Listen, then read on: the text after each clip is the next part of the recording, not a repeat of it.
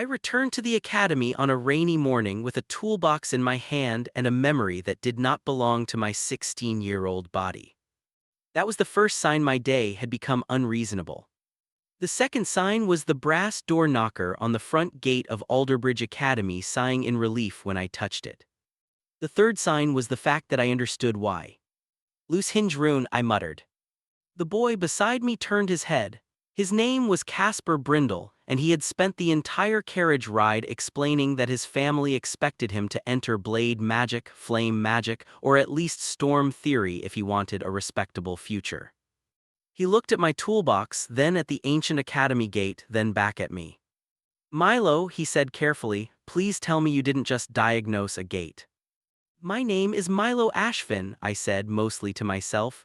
16, scholarship student, first-year entrant, low mana reserve, high mana sensitivity, applied to general enchantment, rejected from general enchantment. Caspar blinked. "Are you practicing for an interview?" "No," I said. I was checking whether I still knew who I was. The memories had arrived sometime between the third hill and the academy bridge. One moment I had been watching rain streak the carriage window, trying not to panic about orientation. The next I had remembered standing in the same rain more than 900 years earlier, wearing a gray work robe with copper clasps, arguing with the academy founder about whether comfort formations needed independent drainage loops. They did, by the way. Founders were brilliant people, they were not always practical people. The memory had not come as one dramatic lightning strike. It came like an old storage room unlocking itself inside my head. Dusty shelves, labeled boxes, the smell of oil, chalk, stone dust, and warm mana coils. I remembered being an ancient maintenance mage. Not a hero, not an archmage, not the person in the mural holding a staff while dragons bowed and clouds behaved. A maintenance mage.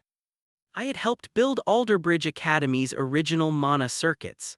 I had crawled through wall channels, balanced heating stones, repaired singing pipes, and written sarcastic notes in the margins of formation plans no one had read in centuries.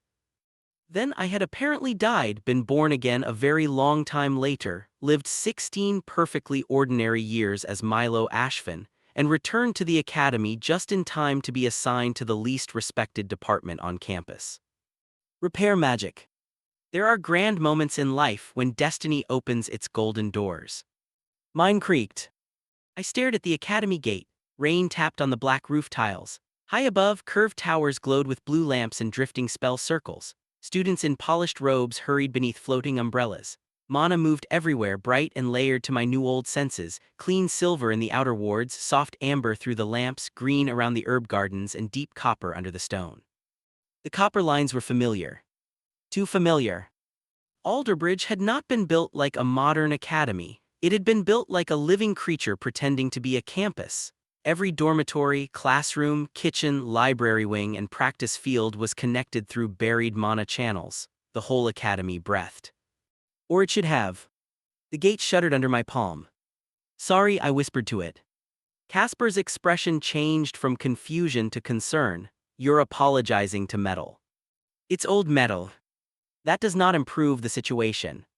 Before I could answer, a bell rang across the courtyard. Its sound rolled through the rain with a warm golden note. "Welcome," said part of me. "Late," said another part, which sounded suspiciously like an elderly foreman holding a clipboard. The orientation steward waved us forward. "First years, proceed to the great hall for department assignment." Caspar straightened his robe. "Come on, maybe they'll still place you in enchantment." I looked down at my toolbox. It was cheap, second-hand. One latch was bent. Inside were 4 screwdrivers, 3 chalk sticks, a cracked mana lens, a spool of copper thread, and the kind of hope that usually gets stepped on by people with cleaner boots. "Maybe," I said.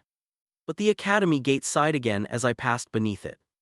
And in the back of my mind, an ancient part of me whispered, "This place is hurting." The Great Hall of Alderbridge Academy was designed to make first years feel small. It succeeded. The ceiling showed an enchanted sky, all drifting clouds and slow-turning stars, even though outside it was raining hard enough to make ducks reconsider their career choices. Floating candles hovered over 12 long tables. Banners for the prestigious departments hung from the rafters: Flame, Storm, Blade, Illusion, Beast Command, High Enchantment, Battle Alchemy, and Barrier Studies. Repair Magic had a banner too. It was smaller. Also, someone had hung it near the cloak racks. I took that as a warning. A crystal assignment orb floated above the front dais. One by one, students stepped forward, placed their hand on it, and received their department mark. When a girl was assigned to storm magic, her table erupted in cheers. When a boy was placed in battle alchemy, 3 seniors clapped him on the back as if he had personally invented explosions. Then my name was called. Milo Ashfen. The hall quieted in that special way crowds quiet when they are about to enjoy someone else's discomfort. I walked up the aisle. My scholarship robe was plain brown, still damp at the cuffs. My hair was stuck to my forehead. The toolbox bumped against my leg with every step. I placed my hand on the orb. Mana slid over my skin. The orb flashed once, twice. Then it produced a small, polite sound like a spoon tapping a teacup. Repair Magic, announced the steward. Someone near the flame table snorted. Another student whispered, Door Wizard. A third said, At least he'll always have work. That one was not wrong, which made it more annoying. The department mark appeared on my sleeve, a small copper circle crossed by a silver needle. Practical, unimpressive, the kind of symbol people looked at only when something had already broken. At the repair table, 3 students sat with the posture of people used to receiving pity. An elderly professor with a patchy gray beard raised one hand in greeting. His robe had ink stains, burn marks, and at least 2 repaired tears that had been repaired badly, which felt like a professional choice. Welcome, Ashfen, he said when I sat down. I am Master Orwin Pell, Repair Magic, Maintenance Theory, Applied Mending, Structural Mana Care, Emergency Kettle Restoration. Kettle Restoration. A noble pursuit, tea is civilization. I decided I liked him. Across the hall, Casper gave me an apologetic wave from the blade magic table. He had been assigned exactly where his family wanted. He looked proud and guilty at the same time, which seemed exhausting. Master Pell handed me a thin booklet titled Introduction to Repair Magic, 3rd Revised Edition. It had water stains. People misunderstand our field, he said. The 2 older repair students gave him the weary look of people who had heard this speech before. Master Pell continued anyway. Repair magic is not glamorous, no, we do not summon storms or duel on rooftops. But we keep lamps lit, locks working, practice wards stable, heating charms safe, and classrooms from collapsing during over-enthusiastic spell demonstrations. That happens often, I asked. Only in flame magic and battle alchemy, and occasionally music enchantment for reasons no one has fully explained. One of the older students leaned over. You'll mostly fix squeaky hinges. In crack chalk warmers, said the other. And dormitory washbasin charms. And the West Corridor portrait that keeps blinking backward. Master Pell nodded, all noble tasks. At the storm table, laughter rose again as a senior made a show of wiggling a broken spoon in my direction. I looked at the spoon. Then I looked past it. Behind the Great Hall's stone walls, mana moved through the ancient circuit lines. Most students probably saw only the bright modern enchantments, floating candles, weather sealing, sound-carrying dais. But beneath those I sensed older flows, thick copper channels, soft pulse rhythms, safety loops, comfort lines. And one of them was misaligned. Not dangerously, not loudly. Just enough that the floating candles above the repair table flickered a quarter heartbeat slower than the rest. Everyone else saw dim candles. I saw a breathing pattern with one lung out of time. My fingers twitched. A memory surfaced, me, older and not Milo, kneeling under a half-built hall while rain drummed overhead, telling a young architect that if they connected the West Comfort Loop after the hall lighting loop, future repairs would be miserable. The architect had laughed. I hoped he had died embarrassed. Master Pell followed my gaze, his eyes sharpened. You noticed something. The candle circuit is compensating for a weak return line, I said before I could stop myself. The table went quiet. Master Pell's beard twitched. Interesting, he said slowly. Most first years complain about the smell of oil. I looked down at the booklet in my hands. Repair magic was supposed to be weak because it dealt with broken things. The broken things were honest. They showed you exactly where the system had been neglected. And Alderbridge Academy, under all its banners and floating stars, was full of little aches no one glamorous had bothered to feel. I met my first real friend over soup. Not dramatic, I know, some people forge bonds in battle, I passed the salt. Her name was Tessa Marrow, and she belonged to cooking magic, which held slightly more status than repair magic because people respected food when they were hungry and forgot it existed when they were not. Tessa was round-faced, bright-eyed, and socially fearless in the way only someone carrying a tray of fresh bread can be. She dropped into the seat across from me on my third evening and said, "You're the door wizard." I lowered my spoon. Is that what they're calling me? One group tried Hinge Prince, but it didn't stick. Tragic. I voted for Lord of Locks. That has dignity. I thought so. She pushed a roll toward me. You looked like someone who needed bread. I had spent that afternoon fixing 6 practice room lamps while a group of illusion students pretended not to laugh every time one flickered. I did need bread. I needed bread, tea, and possibly a new personality. Thank you, I said. Tessa grinned. Cooking magic first year. My aunt runs a bakery in Hollow Lane. My parents wanted me in battle alchemy because it sounds impressive and also because my father thinks all bubbling pots are basically the same. They are not. Say that in my classroom and Master Saffron will make you chop onions with a dull wind blade. I respected that immediately. My second friend came from barrier studies. Her name was Junia Vale, and she did not sit down so much as quietly appear at the end of the table with 3 books stacked against her chest and an expression that suggested she had already apologized to the chair. May I sit here? She asked. Tessa pointed with her spoon. Yes, we're forming a table of socially misfiled students. Junia blinked. Is that official? Not yet. Junia sat. She was thin, serious, and always looked slightly cold. Her dark hair was braided with blue thread, and her notebook was so neatly organized it made my soul feel underdressed. She had been assigned to barrier studies, a respected department, but she confessed over stew that her barriers were too soft. What does that mean? I asked. She looked embarrassed. They don't repel well, they absorb impact instead. Master Kelrin says absorption barriers are inefficient for dueling. Tessa frowned, but wouldn't that be useful for, I don't know, stopping things from breaking? Junia stared at her. I stared at Junia. A tiny bell rang somewhere in my ancient memory. Soft barriers, absorption, comfort loops, safety, dispersal. That sounds useful, I said. Junia's shoulders lowered a little, as if she had been carrying that sentence around and waiting for someone else to say it. We became friends through small things. Tessa saved us seats in the cafeteria and smuggled out honey buns wrapped in napkins. Junia found old corners of the library where the lamps were warm and the senior students were too ambitious to bother us. I repaired Tessa's practice kettle after it developed a whistle that sounded like a screaming goat. Tessa repaid me with pumpkin soup. Junia helped me understand modern barrier notation, which had changed annoyingly over 9 centuries. Why do they write stabilizing hooks like this now? I asked one night, pointing at her notes. Junia peered over. Because it's clearer. It looks like a drunk spider made a legal argument. Tessa, who was supposed to be studying heat distribution in dumplings, choked on her tea. We also got lost often. Alderbridge Academy had a habit of rearranging its lesser corridors during rain. Officially, this was due to old spatial enchantments. Unofficially, the Academy had a sense of humor and poor labeling. One evening, the 3 of us tried to find the second-hand supply shop near the East Workshops and ended up outside a forgotten laundry courtyard where 3 self-folding sheets were stuck in an argument with a broom. Junia took notes.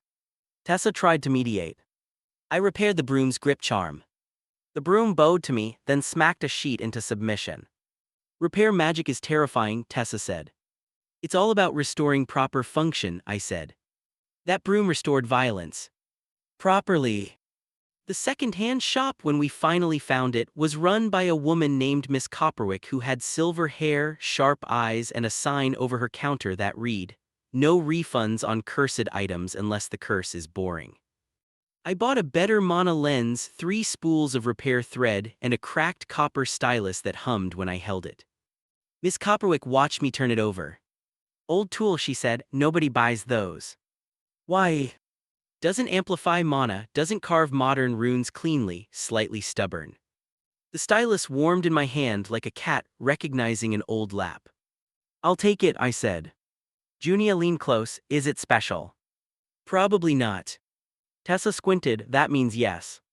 I did not answer because the stylus had a maker's mark near the base. Mine. Or rather the old me. A tiny copper moth engraved so faintly that no modern student would notice. I carried it back through the rainy garden path, past lanterns glowing in puddles and ivy climbing the stone walls, and felt something inside me settle. I was not alone anymore. I had two friends, a stubborn old stylus and a field everyone laughed at.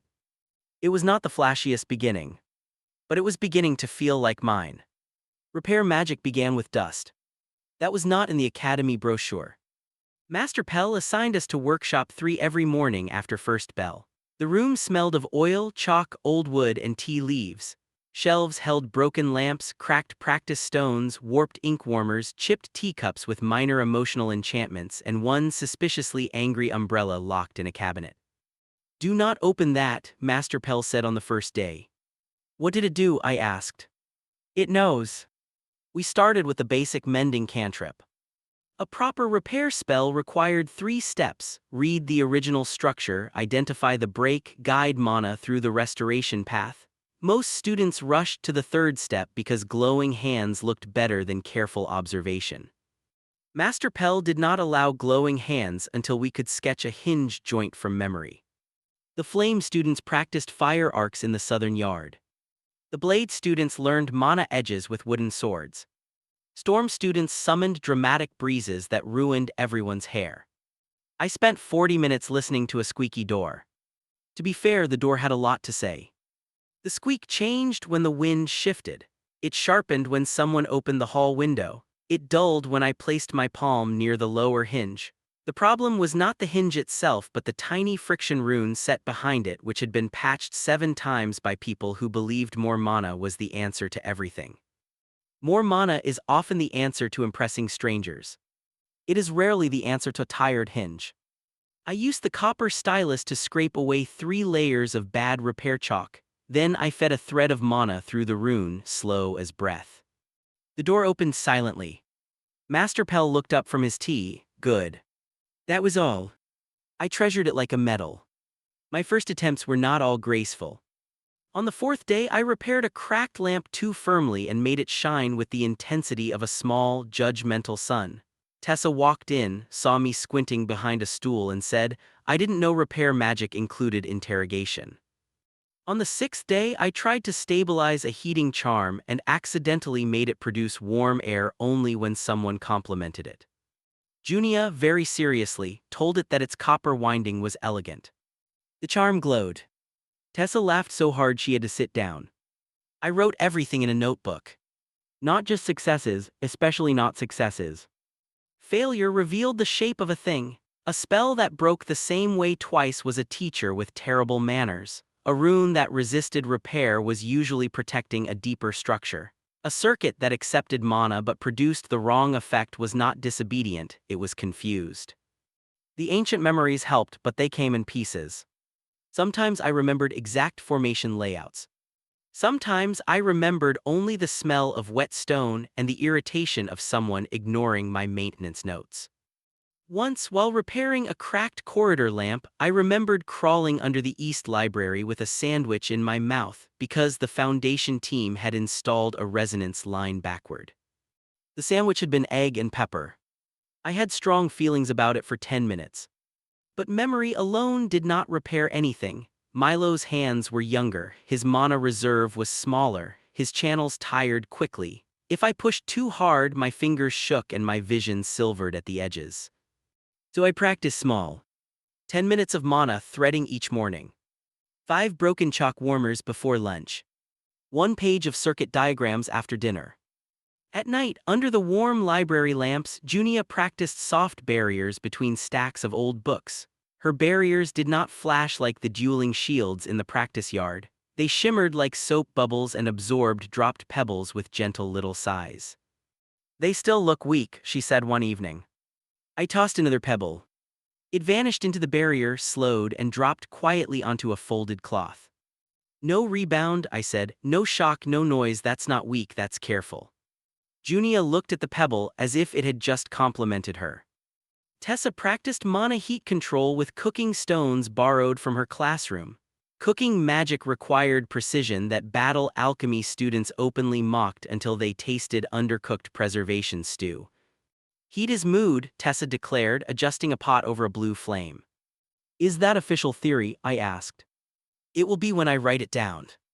She was better than she thought. She could sense temperature changes through smell, steam, and texture. Her mana moved warmly, patiently, wrapping ingredients instead of attacking them. One night we combined our practice. Tessa heated a cracked clay cup. Junia wrapped it in a soft barrier to prevent stress fractures. I guided repair mana through the crack. The cup sealed perfectly. Then it hiccuped. A small puff of steam rose from inside even though it was empty. We all stared. Tessa whispered, "Did we make a self-warming cup?" The cup hiccuped again. Junia wrote 3 lines in her notebook. I wrote 12. Master Pell inspected it the next morning, took a sip of tea from it and said, "Slightly unstable, excellent direction. Try not to invent kitchenware before midterms." But I could feel the path forming. Repair magic was not just fixing what had broken. It was understanding what a thing wanted to be, what had interrupted it, and how to help it remember its proper shape. A door, a cup, a lamp. Maybe a person. Maybe an academy. Dorm 7 was introduced to me as a punishment before I knew it was a problem. After the first month, the academy reassigned several scholarship students to free space in the older dormitories. I received a folded notice from the housing office with my name, room number, and a faint smell of bureaucratic regret. Dorm 7, West Lower Court.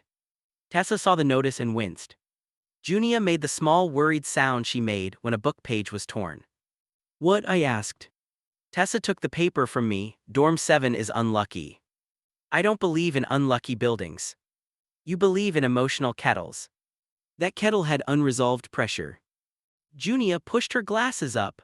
"Dorm 7 has the highest transfer request rate on campus. It is cold in winter, damp in spring, too hot in summer, and the windows rattle even when closed. Students say nightmares are worse there." "Any structural failures?" "None recorded," Junia said, "but the heating charms fail every 12 days. That made my head lift. "Every 12. She nodded. "Not 11, not 13, 12. Magic can be whimsical, maintenance failure usually is not." Dorm 7 sat at the edge of the West Gardens, half covered in ivy with a roof shaped like a tired hat. Its stone walls were darker than the newer dorms. The front steps dipped in the middle. A bronze plaque beside the door read "House of Gentle Rest," though someone had scratched the word gentle until it looked personally offended. Inside, the air was cold enough to make my teeth reconsider their loyalty. A common room opened to the left with sagging couches, a dead fireplace, and 3 lamps glowing weakly. A kettle sat on a side table beneath a sign that read, "Please do not curse the kettle, it is doing its best." I respected the sign. My roommate was a second-year herb magic student named Palo who greeted me from under 2 blankets and said, "Welcome to the freezer." It's autumn. Dorm 7 believes in preparation. That first night I wore socks to bed and still woke at 2:00 a.m. because the floorboards hummed under my feet. Not loud. Not dangerous. Just wrong. I lit a small lamp, opened my notebook, and placed my palm on the wall. Mana flowed behind the stone. Modern heating charms had been pasted over older warmth lines like paper patches over a cracked window. They worked briefly, then drained into something deeper, something tangled. The dorm was not refusing heat, it was misdirecting it. A memory stirred. West Lower Court, student residence, comfort formation, safety cradle, sleep regulation, airflow, humidity balance, noise softening, winter warmth. I saw myself in another life standing in a half-built courtyard beside 3 younger mages. We were installing copper root lines under Dorm 7. One of them complained that no one would ever appreciate comfort work. I told him comfort was only invisible when it succeeded. Then the memory slipped away. The next morning, I brought Tessa and Junia to inspect the dorm. Tessa stepped inside, hugged herself, and said, "This building hates soup." Junia walked slowly around the common room, eyes narrowed. My barrier sense feels crowded. Crowded how? I asked. Like too many soft edges folded over each other. Good. Not good for the dorm, obviously, good because someone else could feel it. We began with harmless repairs. The front door had swollen from damp. I shaved the warped charm and sealed the hinge rune. A stair lamp had a cracked glow bead. I mended it and reduced its mana draw by a third. Tessa inspected the common room kettle and announced it was not cursed, merely exhausted. She cleaned the heat coil, fed it a low, steady flame, and made ginger tea strong enough to remind our souls that bodies had temperature. Junia placed a soft barrier along the draftiest window. Instead of blocking the cold, it absorbed the pressure difference. The rattling stopped. 5 students emerged from rooms like cautious woodland creatures. Paolo accepted tea with both hands. "Are you 3 allowed to do this?" "No one told us not to," Tessa said cheerfully. That became our first rule. Dorm 7 had many small injuries. A cracked wash basin charm that sent water sideways if startled. A cupboard that locked only when empty. A hallway rug enchanted to repel mud but currently repelling socks. A reading lamp that dimmed whenever someone felt sad, which in Dorm 7 made it nearly useless. Each repair taught me more. The failures were not random. They pointed inward, toward the old comfort formation buried beneath the central floor and threaded through all 4 wings of the building. It had once warmed rooms gently, softened sound, dried damp robes, calmed restless sleep, and reinforced doors during storms. Now it was tangled. Not dead. Tangled. Like a skein of copper thread pulled through by impatient hands. The prestigious departments had been trying to overpower the symptoms for years. Stronger heating charms, brighter lamps, new insulation wards, more mana poured into broken paths. But Dorm 7 did not need more power. It needed someone to untie the knots. The official academy problem arrived in the form of a clipboard. Clipboards are dangerous objects. People holding them believe paper makes them inevitable. The Housing Inspection Committee came to Dorm 7 on a windy Thursday afternoon. 3 officials entered wearing neat blue-gray robes and expressions polished by years of saying no. Behind them came Professor Having from High Enchantment, tall, elegant, and faintly scented with expensive frost mint. With him was Auric Dane, a second-year enchantment prodigy who wore silver-trimmed robes and the expression of someone born near mirrors. Auric was famous for designing a ceremonial fountain that changed color based on music. This had apparently made him an authority on plumbing, heating, and human suffering. The lead inspector cleared her throat. Dorm 7 has exceeded acceptable complaint thresholds for the 3rd consecutive term. If conditions do not improve before winter placement, residents will be redistributed. Paolo, wrapped in his usual blanket, raised a hand. Redistributed where? The inspector checked her clipboard. Available spaces include storage-adjacent rooms in Dorm 2, attic overflow in Dorm 5, and temporary cots in the West Gymnasium. A silence fell. Dorm 7 was cold, damp, and strange, but it was ours. The common room had our notes pinned by the fireplace. Tessa had started leaving bread in a covered basket. Junia had made the windows stop rattling. Someone had placed a tiny knitted scarf around the kettle handle. The West Gymnasium had wrestling mats that smelled like old socks and ambition.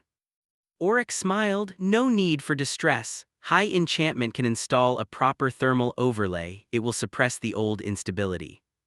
I heard the word suppress and felt my ancient memory sit upright in offense. Professor Having nodded. Dorm 7's original systems are outdated. A modern overlay will isolate the defective channels. "Isolate," I said. Several people turned. Auric looked at my sleeve mark. His smile became more precise. "Repair boy, isn't it?" "Milo," Tessa said sharply. Of course, Auric gave a little bow that was technically polite and spiritually insulting. "Milo, I admire practical fields. Someone must tend the small things." "Small things are where large things announce themselves," I said. Junia's mouth twitched. Auric did not. "Charming, but this is an academy housing matter. We need high-level enchantment architecture, not polished hinges." The inspector looked between us. Have you identified a specific concern? I could have said yes.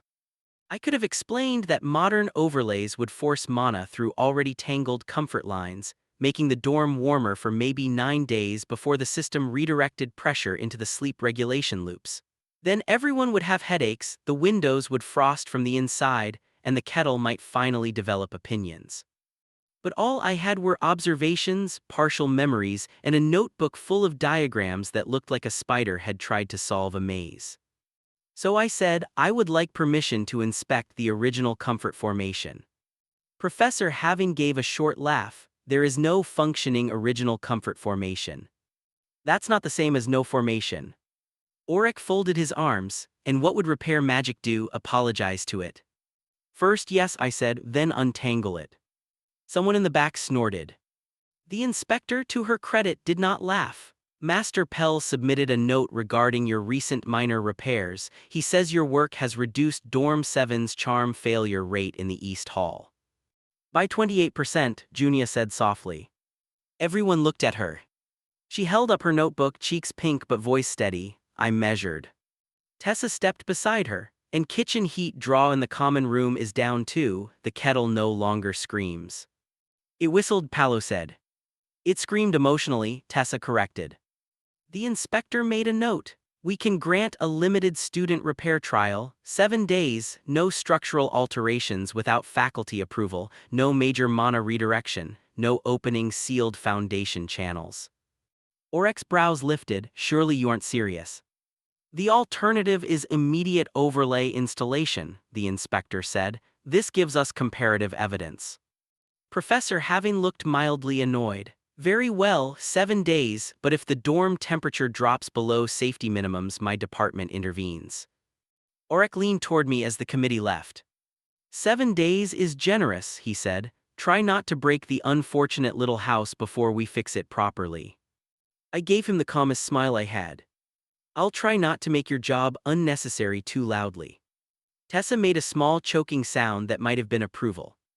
That evening, we gathered in the common room with tea, bread, Junia's measurements, Tessa's heat charts, my diagrams, and Palo's blanket collection. Rain tapped against the windows. The repaired lamps glowed gold. The kettle breathed steam without bitterness. We had 7 days. The problem mattered more than pride. Dorm 7 was not just a building. It was where scholarship students, odd placements, quiet failures, and people with nowhere better to go had made a home out of bad heating and stubborn kindness. And under our feet, the old formation was waiting. Investigation began with permission slips and ended with soup on the floor. The permission slips were expected. The soup was Tessa's fault, though she argued it was part of the scientific process. On the first night of our repair trial, Master Pell joined us in Dorm 7's common room carrying a rolled foundation map and a tin of ginger biscuits. I found this in the department archive, he said. It was filed under miscellaneous floor concerns. The map showed Dorm 7 as it had been 9 centuries ago. 4 wings around a small inner courtyard. Copper comfort lines looped under each room and joined beneath the central hearth. Soft barrier nodes sat at window points. Kitchen warmth from the service corner fed surplus heat into the common room. Moisture channels drained into garden stones. Sleep regulation circles softened mana noise after midnight. Beautiful work. I was proud of old me. Then I noticed the later additions. 3 modern heating charms had been grafted over the north loop. A decorative lighting circuit crossed the west return line. Someone had rerouted a laundry drying charm through an old humidity drain. The formation had not failed from age alone. It had been patched by generations of people who did not know what they were patching. It's like putting 10 recipes in one pot, Tessa said, peering at the map. And stirring with a sword, Junia added. Master Pell looked pleased. Excellent, metaphor is the first tool of repair. Our plan was simple in the way all difficult things pretend to be simple. First, map the living mana lines. Second, identify the knots. Third, isolate symptoms without cutting support. Fourth, restore flow gradually. Fifth, convince the dorm not to take anything personally. Junia handled sensing barriers. Her soft barrier magic could feel pressure changes without disturbing them. She placed thin shimmering sheets against walls, floors, and window frames, then watched how they flexed. Tessa handled heat behavior. She set bowls of water, soup, and porridge in different rooms to test warmth distribution. Food, she insisted, revealed temperature more honestly than instruments. That was how lentil soup ended up sliding across the common room when a floorline pulsed unexpectedly. Paolo lifted his feet just in time. Tessa stared at the spreading puddle. Evidence. Delicious evidence, I said. Formerly delicious. I handled repair tracing. Using my copper stylus, I fed tiny threads of mana into harmless cracks and worn runes, then watched where the energy went. The trick was not force, it was listening. Repair mana had a particular feel when used properly. It did not command, it asked. What were you? Where did you break? What still remembers the path? The first knot was under the main staircase. A modern stair safety charm had been anchored directly into an old sleep-softening line. Every time someone stepped heavily on the third stair after midnight, the dorm tried to reduce sound by pulling warmth from the east rooms.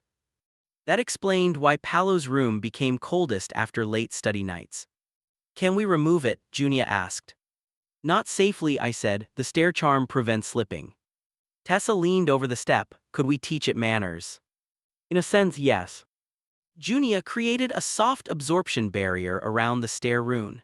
Tessa warmed the surrounding wood gently so it expanded away from the copper pin. I used repair thread to separate the stair charm from the sleep line and gave it a tiny, independent return loop. The stair stopped stealing heat. Paolo's room rose 2 degrees by morning. He celebrated by removing one blanket. The second knot was in the laundry passage. The drying charm had been installed by someone with enthusiasm and no respect for humidity balance. It pulled dampness from robes, then dumped it into the west wall. The wall, being stone and not a cloud, responded by sweating. Tessa's heat control helped us dry the channel slowly. Junia held a barrier to prevent cracks. I repaired the drain rune and reconnected it to the garden stones outside. By sunset, the west wall stopped dripping. The ivy outside perked up.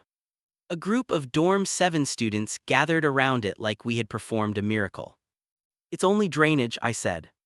Paolo patted the dry wall. You say only because you have not slept beside moist stone for 2 months. Fair. The third knot resisted us. It sat under the common room hearth, hidden beneath 3 layers of floor enchantment and 1 decorative rug that had emotionally bonded with the floor. Do we have to move the rug? Junia asked. The rug rustled. Tessa crouched. Friend, we respect your service. The rug settled.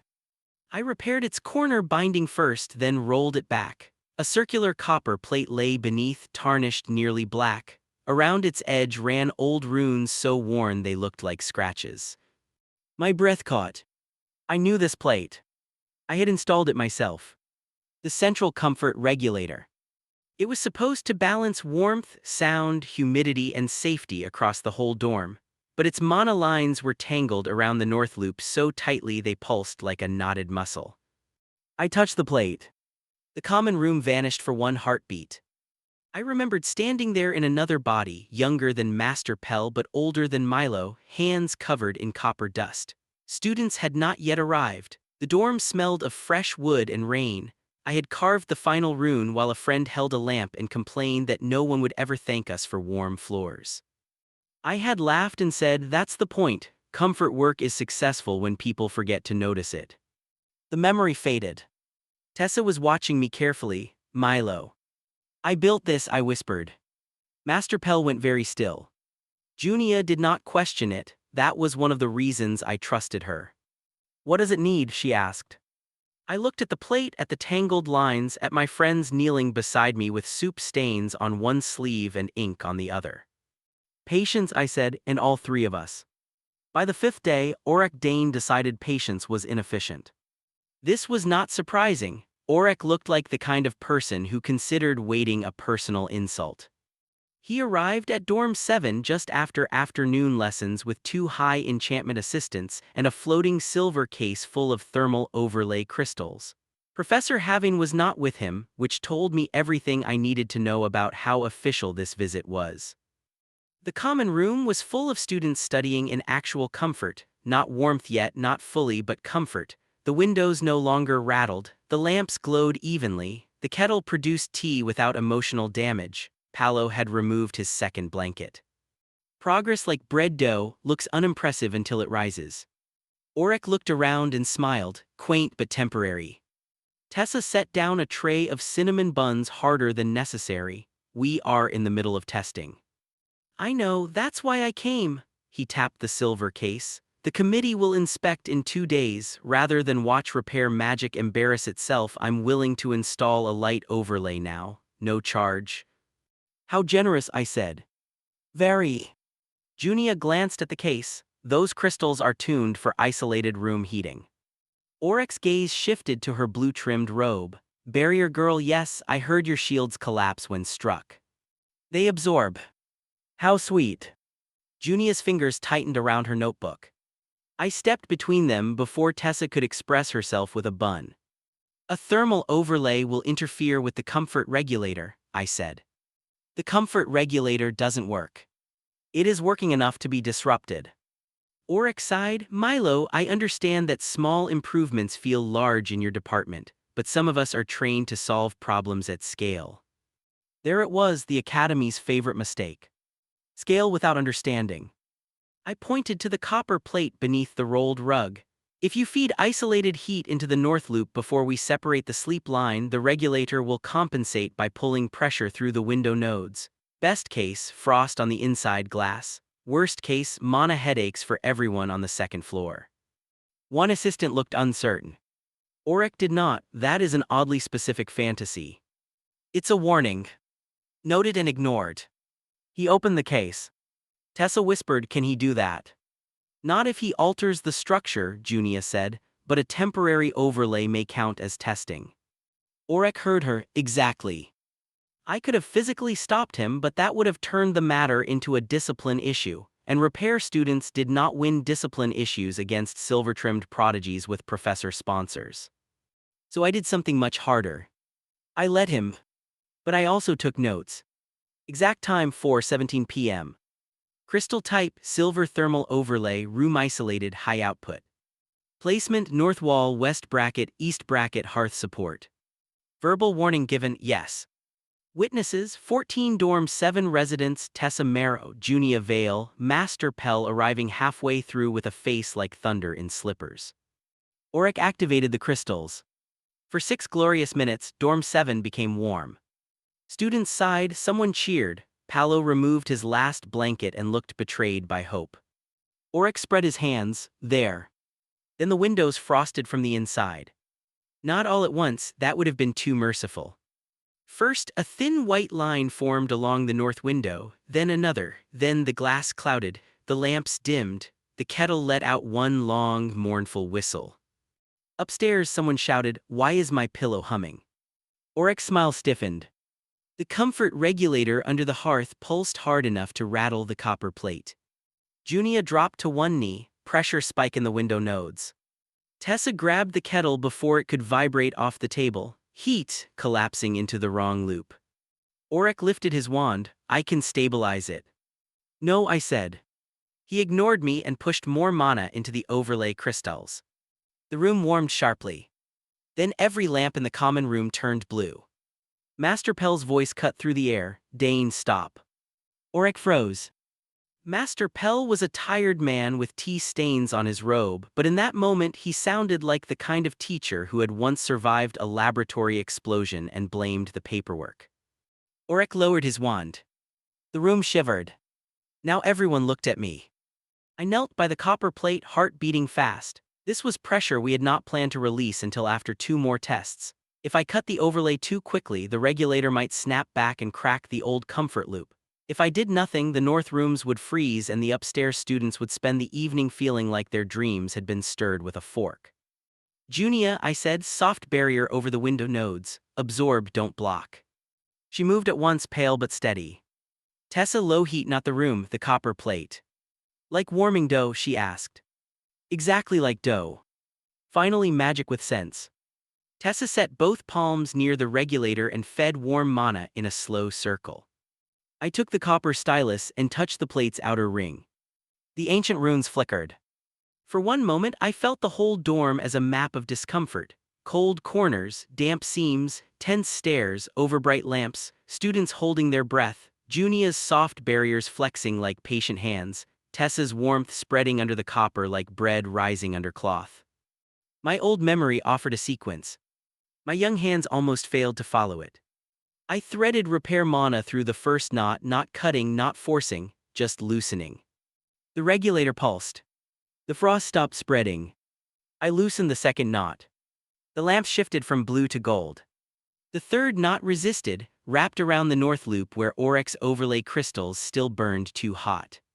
Oryx, I said without looking up, reduce your crystals by half.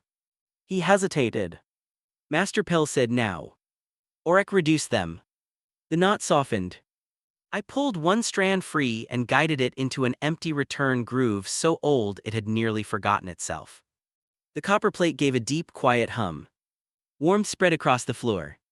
Not hot, not flashy, not the dramatic burst of a high enchantment spell. A gentle warmth like sunlight remembered by stone. The common room exhaled. Palo whispered, "Oh." No one laughed at repair magic then. The inspection happened 2 days later at 9:00 a.m. because committees enjoy arriving before tea has done its work. We were ready. Mostly. Dorm 7 was not fully restored. Anyone expecting perfection after 7 days had clearly never repaired anything older than their family name. But the common room was warm, the west wall was dry, the stair no longer stole heat from bedrooms, the window nodes held steady, the lamps glowed evenly, the kettle behaved with dignity though Tessa still watched it like a suspicious ant. The Housing Inspection Committee entered with Professor Having, Oryx, Master Pell, and half a dozen curious faculty members who pretended they were there by coincidence. Students from other dorms lingered outside. News travels quickly in academies, especially when it involves a prestigious student accidentally freezing pillows. Oryx looked polished again but tired around the eyes. To his credit, he had not lied about what happened. To his discredit, he had described it as unexpected interaction with legacy systems, which was a fancy way of saying he had ignored me and the building had objected. The lead inspector checked the room temperature. Stable. She checked humidity, improved. She checked mana noise, reduced by 41%. Junia nodded, from the average reading before the trial. The inspector looked at her. You measured baseline noise. Junia held up 3 notebooks, for 12 days. Professor Having's brows rose slightly. Tessa presented heat distribution charts made with bowls of water, porridge, and one regrettable lentil soup incident. I translated the food data into standard thermal notation, she said, but I included the soup version in the appendix because it has emotional clarity. One faculty member coughed into his sleeve. Master Pell looked proud enough to burst. Then it was my turn. I knelt beside the hearth and removed the protective cover from the copper regulator. The old plate gleamed now, not new but clean enough to show the engraved rings. We had not replaced it, we had respected it. This is the original comfort regulator for Dorm 7, I said. It was designed to balance warmth, sound, humidity, and safety across the building. Over time, modern charms were connected without reference to the old system. Each patch solved one complaint but worsened the whole formation. Professor Having stepped closer. You're claiming the original formation is still viable. I'm claiming it was never dead. A murmur moved through the room. Oryx's jaw tightened but he stayed quiet. I placed my palm on the copper plate. With permission, I'll demonstrate partial restoration. The inspector nodded. Proceed. My mana reserve was not large. I could not flood the dorm with power even if I wanted to. That had once embarrassed me, now it helped. Too much mana would bruise the old lines. I used a thread. Junia stood at the window nodes, soft barriers ready. Tessa stood by the service hearth, palms warm with cooking mana. Master Pell held the foundation map. Oryx watched like someone hoping to find a flaw and fearing he would not. I touched the first ring with the copper stylus. The regulator woke. Gold light traced the circle, then sank into the floor. A soft warmth moved outward. Students in the common room looked down as the cold left the stone beneath their boots. I touched the second ring. The windows cleared, Rain outside became visible in silver lines sliding down glass that no longer rattled. I touched the third ring. The damp smell faded, the room filled instead with tea, cinnamon, old wood, and warm stone. Tessa fed a slow pulse of heat from the service hearth. Junia's barriers absorbed the pressure change and softened the flow. I guided both into the restored channels. The common room lamps brightened. Not dramatically. Comfortably. Then the effect spread beyond the common room. A shout came from upstairs, "My room's warm." Another voice called, "My blanket isn't damp." Paolo stood in the doorway, holding his famous blanket in both hands, looking genuinely lost. "I don't need this," he said. No one knew what to say. Then Tessa applauded him. Everyone else followed. The inspection committee moved through the dorm, room by room. The readings held, not perfect, no, but stable, safe, improving. The old formation had accepted the repairs and begun balancing itself again. In the inner courtyard, something even better happened. The garden stones, reconnected to the humidity drains, released stored moisture properly for the first time in years. Dormant moss between the paving stones glowed faint green. Tiny winterbell shoots lifted their heads along the wall. Junia crouched beside them. These shouldn't bloom until late winter. The dorm was hoarding damp and cold, I said. Now it's giving them back in the right amounts. Tessa clasped her hands. So the building is making its own garnish. Please don't eat the courtyard moss. I said garnish, not snack. I have standards. Professor Having stood silently near the hearth when we returned inside. His gaze moved from the copper plate to Junia's barriers to Tessa's heat notes to my repair thread. Finally he said, "High enchantment could not have done this by overlay." Orek looked at him sharply. Professor Having continued, "Because we were treating the dorm as defective equipment, not as a connected structure." The room quieted. The lead inspector wrote something on her clipboard. Dorm 7 will remain open, immediate redistribution is cancelled, continued restoration approved under faculty supervision. Dorm 7 erupted. Not like a battle victory. Like students realizing they could keep their home.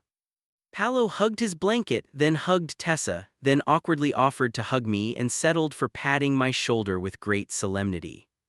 Orek approached after the crowd thinned. For a moment I expected a cutting remark.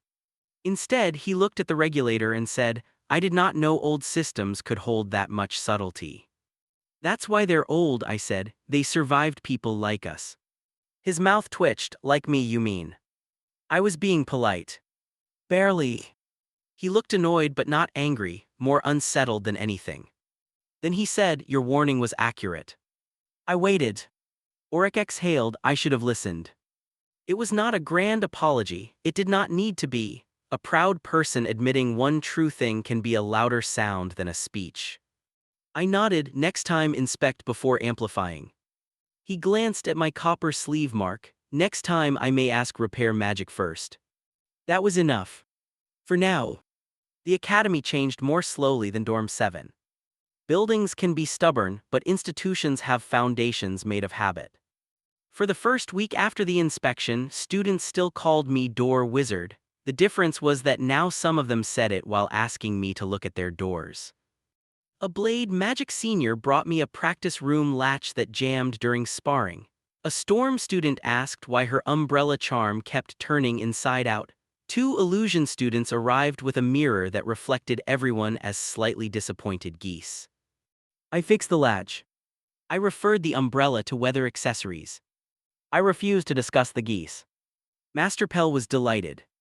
"Excellent growth for the department," he said, sorting new request slips into piles. "We have gone from ignored to overworked, a proud tradition." Dorm 7 became warmer each day as we continued careful restoration.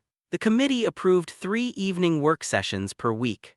Master Pell supervised, though he mostly drank tea and stopped us when our optimism got dangerous.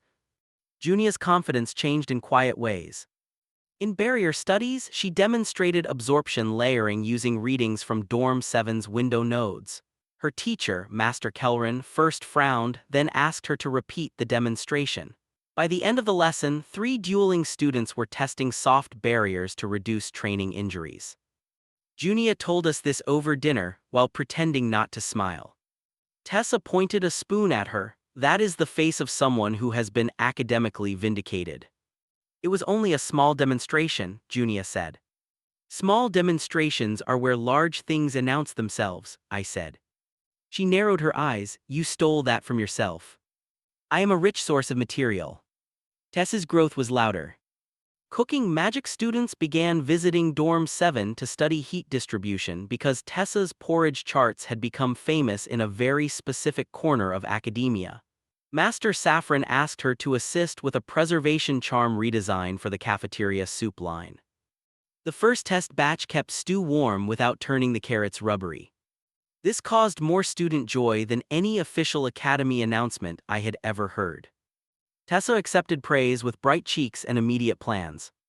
Next, she told us, bread rolls that stay crisp outside and soft inside for 2 hours. Ambitious, Junia said. Revolutionary, I corrected. As for me, the ancient memories kept returning. Not all at once, never when convenient. I remembered the maintenance tunnels under the West Garden while brushing my teeth. I remembered the proper calibration song for old copper valves during a lecture on modern adhesive runes. I remembered my ancient friend's name while repairing a loose bed frame in Dorm 7. Len. He had held the lamp while I carved the comfort regulator. He had complained about cold tea, bad ladders, and architects who placed access panels behind decorative stonework. I remembered him laughing in the unfinished common room and saying, "One day, students will sleep here and never know our names." For some reason, that memory made me sit on the floor for a while. Tessa found me there with a basket of rolls. Bad memory, she asked. Old one. She sat beside me without making it heavy. Do you miss them? I thought about lying. Then I thought about how Tessa could detect underbaked pastry by smell and probably emotional dishonesty by instinct. Yes, I said, but I don't remember enough to miss them properly. She handed me a roll. Then we'll help you remember carefully. Junia arrived 10 minutes later, saw us sitting in the hall and sat down too. She did not ask for explanations. She opened her notebook and quietly showed me a clean diagram of Dorm 7's comfort formation, redrawn from our work. At the bottom, in tiny careful letters, she had written, "Restored by shared effort." My throat tightened. Your handwriting is annoyingly beautiful, I said. Junia smiled, thank you. The final approval came at the winter placement meeting. Dorm 7's common room was full. Students from every year squeezed onto couches, windowsills, rugs, and the stairs. The kettle had been polished. The repaired lamps glowed soft amber. Outside, snow fell for the first time that term, covering the courtyard in white. The housing committee returned, this time without the look of people preparing bad news. The lead inspector read from her clipboard, Dorm 7 has maintained safe warmth levels for 21 consecutive days, humidity balance is improved, night mana noise reduced, charm failure incidents reduced by 63%, student transfer requests have dropped to 0. Paolo raised a hand. One student requested transfer into Dorm 7. The inspector paused. Tessa whispered, was it the blanket? It was me, said Casper from the doorway. I turned. He stood there in his blade magic robe, looking sheepish. My dorm has excellent heating, he said, but no one makes ginger tea and the common room chairs judge my posture. Dorm 7 considered this. Paolo nodded solemnly, we can offer a trial seat. The inspector continued, but she was smiling now. Due to the successful restoration of the ancient comfort formation, Dorm 7 will be reclassified from conditional housing to heritage residential status. Professor Having, standing near the hearth, added, high enchantment will provide support only under repair magic's guidance. Auric beside him looked like swallowing that sentence had cost him 2 years of pride. But he still gave me a small nod. Master Pell cleared his throat. Furthermore, Alderbridge Academy will reopen an elective in structural maintenance history. Repair magic students will assist in surveying other legacy systems. The room murmured. Repair magic students. Plural. Not because we had become glamorous. Because something old and useful had been seen again. The lead inspector looked at me. Milo Ashfen, your work on Dorm 7 will be entered into the first-year practical record as an exceptional collaborative restoration. Collaborative. That was the best part. I glanced at Tessa, who was already crying and pretending it was steam from the tea. I glanced at Junia, whose smile was small but unhidden. I glanced at Master Pell, who looked as if he might name a kettle after me. Then I looked around Dorm 7. Warm windows, dry walls, glowing lamps, students tucked into corners with books and cups and blankets they no longer needed but kept anyway, snow outside, soft mana under the floor, breathing properly for the first time in years. I only repaired what was already there, I said. Master Pell snorted. That is what repair means, Ashfen. Fair point. That night we held a celebration in the common room. Not an official one. Official celebrations require forms, schedules, approved decorations, and at least one person making a speech too long for the quality of the cake. Ours had soup, bread, tea, cinnamon buns, 3 borrowed lanterns, Junia's diagrams pinned to the wall, and a sign Palo made that read, "Please enjoy the warmth responsibly." The kettle wore its tiny scarf. Casper came with a wooden practice sword and 3 bags of roasted chestnuts. He apologized for not sitting with me more after assignment day. "I thought you want space," he said. "I thought you were embarrassed." He winced a little, not because of you, because I didn't know how to argue with everyone else. That's usually how everyone else wins, I said. He nodded slowly. I'm learning. Tessa shoved a bowl into his hands. Good, learn while eating. Orek arrived later, which surprised everyone. He stood in the doorway holding a box from Miss Copperwick's second-hand shop. His silver-trimmed robe looked painfully formal against the cozy chaos of Dorm 7. "I brought something," he said. Palo whispered, "Is it humility?" Tessa whispered back, "Too expensive." Orek either did not hear or chose survival. He handed me the box. Inside was a set of old copper calibration pins, cleaned and polished, good ones, the kind used for delicate formation work. "I found them near the high enchantment storage rooms," he said. "They were mislabeled as obsolete." "They are obsolete," I said, lifting one carefully. Orek looked disappointed. I smiled, which means they're perfect. His shoulders eased. Junia offered him tea. He accepted it with the cautious expression of someone entering foreign territory without a map. Tessa gave him soup. He looked at it as if soup might have academic requirements. By the end of the evening, he was sitting near the hearth while Junia explained absorption barriers and Tessa argued that heat behaved differently when food had emotional stakes. Orek listened. Not perfectly, he still interrupted twice with overly complicated terminology, but he listened. That mattered. Later, after most students had drifted away, the 3 of us sat in our usual corner. Snow tapped softly against the windows. The common room lamps dimmed to evening gold. The restored comfort formation hummed beneath us, steady as a sleeping cat.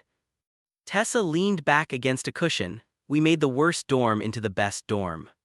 Warmest, Junia corrected. Warmest is best. Debatable. Not in winter. I opened my notebook. The first pages were full of squeaky doors, cracked lamps, bad hinges, and heating charms that needed compliments. Then came Dorm 7, knots, loops, failed attempts, soup evidence, Oryx overlay incident, Junia's pressure readings, Tessa's heat charts, Master Pell's notes, the old regulator sequence. On a fresh page I wrote, "Repair magic is not the art of fixing broken things." I paused. Then I added, "It is the art of noticing what still wants to work." Junia read over my shoulder, "That's good." Tessa squinted, a little dramatic. I survived being called Hinge Prince. I'm allowed one dramatic sentence. She considered this, approved. I looked at my friends at the warm room at the academy beyond the windows with all its towers and banners and proud departments. I could still feel the old mana circuits under the stone. Dorm 7 was only one knot untied. The west garden lines were weak. The east library resonance still had that backward hum. Somewhere under the great hall, the candle return line was still a quarter heartbeat late. Alderbridge Academy was full of forgotten systems. Full of old comfort, buried care, and patient magic waiting under dust. Once in another life, I had helped build this place. In this life, I would help it remember. Tessa rested her head against the couch and yawned. Junia tucked a blanket over her without comment. Casper laughed quietly at something Paolo said near the hearth. The kettle released a soft, dignified puff of steam. Outside, snow covered the academy paths. Inside, Dorm 7 stayed warm. And for the first time since my old memories returned, I did not feel like a ghost haunting someone else's future. I felt like Milo Ashfen. Repair student. Friend. Door wizard apparently. And maybe, if I was patient enough, the kind of mage who could prove that being underestimated was not the same thing as being useless.